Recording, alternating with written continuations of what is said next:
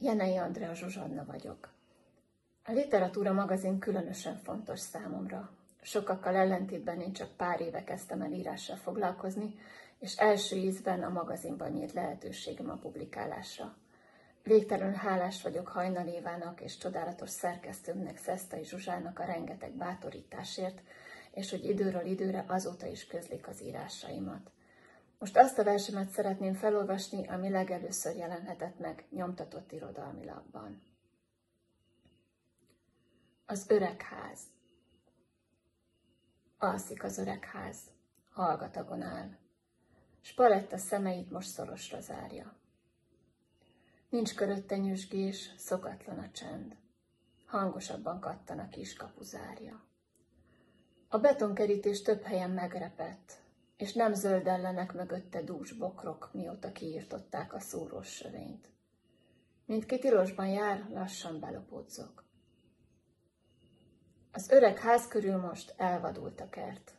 A rendezetlen szabadság körbelengi, nyújtózkodó fák és szétszólt vadvirágok, közöttük gaz. Nem nyírja a füvet senki. Elszáradt a leander, a vörös rózsa, és a borostyán felkúszott a fenyőre. Fává nőtt a füge, mióta nincs metszve, a körtefa ága mind kitér előle. Az öreg ház a kert végében vár. Fölén borul a hozzávezető lugas. Annyira idős, ez meg is látszik rajta, a bujazött boltozat már itt-ott lukas.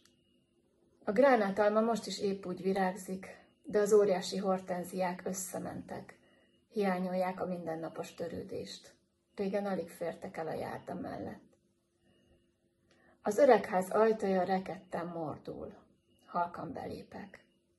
Várom, hogy végre rám szól, megszid valamiért, vagy majd csak kioktat az a reszketek hang a hálószobából. De az idő megállt, mint a fali óra, és némán hallgatnak a fehér volt falak, a kopott burkolaton a halvány minta, csak a lépcső sóhajt fel lépteim alatt. Az öreg ház őrzi a sok elmúlt nyarat, és vetíti elém az emlékképeket a repedésekkel mintázott falakra. Szemeim előtt a családi film pereg. Balázs a nagypapa körül sertepertél, a kedvenc szerszámait folyton elcseni. A kisöreg először csak pöröl vele, aztán magyarház.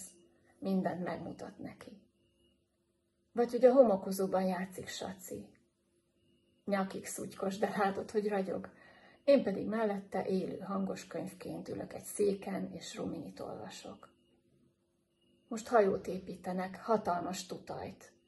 Egy régi inkből varnak hozzá vitorlát.